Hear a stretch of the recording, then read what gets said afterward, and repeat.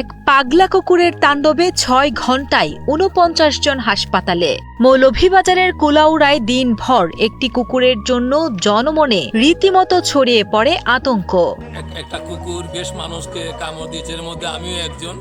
আমারটা তেমন একটা ফুটে নাই, তো অনেকের ছেলে মেয়ে বা অনেকের বিভিন্ন মানুষের বয়স্ক যারা আছে অনেকেই এই কুকুরে আক্রান্ত হয়েছে কামড়ে। আমরা ওখানে এসেছি কুলাউড়া হাসপাতালে।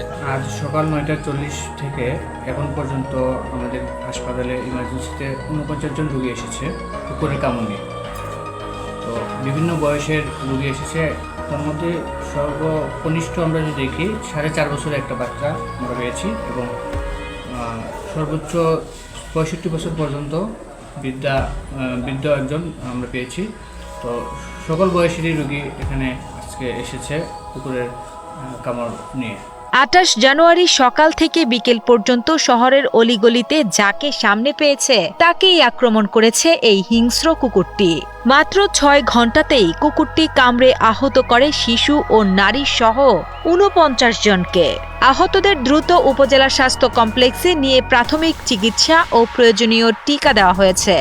অবশেষে বিকেলে উত্তেজিত জনতা স্টেশন চৌমুহনী এলাকায় কুকুরটিকে পিটিয়ে মারলে অবসান ঘটে দীর্ঘ সময়ের এই আতঙ্কজনক পরিস্থিতি।